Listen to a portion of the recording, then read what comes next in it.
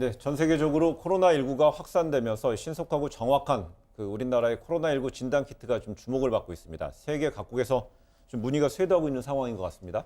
그렇습니다. 우리나라 좀 빠르게 확진자들을 가려낼 수 있었던 네. 것이 진단 시약, 진단 키트가 굉장히 우수했다라는 평가를 전 세계적으로 받고 있는 그런 상황으로 보여지는데요. 현재 뭐 86개국에서 이 진단 키트에 대해서 수출을 해달라. 지금 전부는 아니고요. 이제 39개국 같은 경우는 재정적인 상황으로 인해서 인도적으로 지원을 해달라라는 요청이 있는 것으로 알려졌습니다. 네. 현재 수출이 된 국가는 3개국 정도고요. 아랍에미레이트, 루마니아, 콜롬비아 이렇게 수출이 이루어진 것으로 보여지고 있습니다. 앞으로도 뭐 수출이나 이런 것들은 계속 될 것으로 보이는데 국내 수급 상황을 좀 봐가면서 해야 할 것이 아직도 우리나라 역시 좀 뭐 안심할 수는 없는 그런 상황이기 때문에 그런 것들을 봐가면서 판단을 할 것으로 보여집니다. 네. 그리고 한국의 진단 키트와 관련해서 덴마크에서는 논란이 좀 있었는데요. 그러니까 2주 전쯤에 한국의 한 4개 업체 정도가 덴마크에도 진단 키트하고 진단 시약을 제공할 의사가 있다 이런 전달을 했다고 합니다. 그런데 네. 덴마크 보건당국이 필요 없다 이렇게 거부를 했던 모양이에요. 그런데 덴마크에서도 확진자가 발생하고 있는 상황인데 이 진단 키트하고 진단 시약이 없다라는 지적이 나온 거죠. 그러니까 보건복지부 장관이 대국민 사과를 했습니다. 예. 한국에서 진단 키트 준다고 할 때 제가 판단 실수로 잘못했습니다. 그걸 받았어야 하는데 네. 못 받았습니다. 후회가 됩니다. 이런 대국민 사과를 하는 일까지 벌어졌습니다.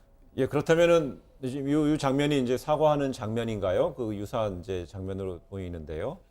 아닌가요? 아닙니다. 이건 기타 이제 자료 화면이었고요.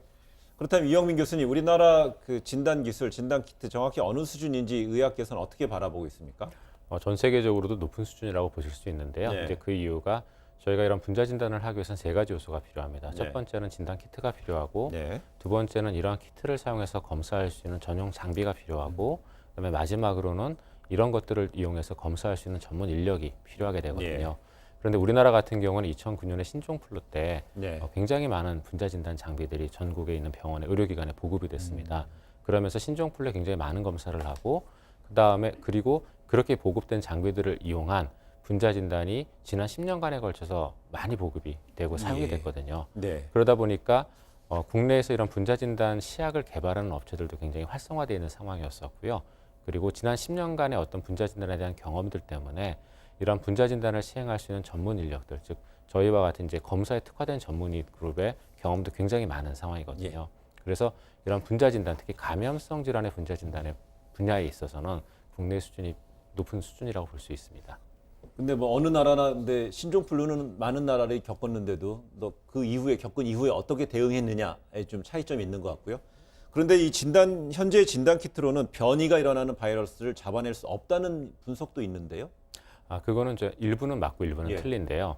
저희가 이제 바이러스의 변이가 일어나는 부분은 어떤 유전자냐에 따라서 좀 많이 다릅니다. 저희가 통상적으로 바이러스의 생존에 굉장히 중요한 유전자일수록 변이가 덜 일어나고요. 왜냐하면 그런 부분에 잘못 변이가 일어나면 바이러스 자체가 아예 없어져 버리거든요. 그러니까 더 이상 증식을 하지 못하고 사멸해 버리는 일이 일어나기 때문에 그러한 생명과 관련되어 있는 부분은 변이가 좀 덜 일어나는 편이고요. 대신에 병독성이나 이런 거에 관련된 부분들은 변이가 잘 일어나거든요. 근데 현재 지금 국내에서 쓰고 있는 진단 키트는 변이가 굉장히 안 일어나는 걸로 알려져 있는 RDRP라고 부르는 부분을 많이 쓰고 있고 그다음에 추가적으로 이 유전자나 다른 부분들을 쓰고 있습니다. 그런데 현재 지금 쓰고 있는 이 유전자 부분들은 그래서 변이가 좀 덜 일어나는 부분들이 있기 때문에 좀 안전하다고 볼 수가 있고 그리고 혹시 변이가 일어나더라도 저희가 그 변이를 알 수 있도록 전체 유전자 분석을 지속적으로 지금 시행을 하고 있거든요. 그리고 또 한 가지는 변이에 의한 위험성이 있을까 봐 양성률에 대한 부분들을 학회에서 정기적으로 데이터를 수집해서 보고 있기 때문에 아마 그런 부분들에 대한 걱정은 당분간은 하지 않으셔도 될 것 같습니다. 알겠습니다.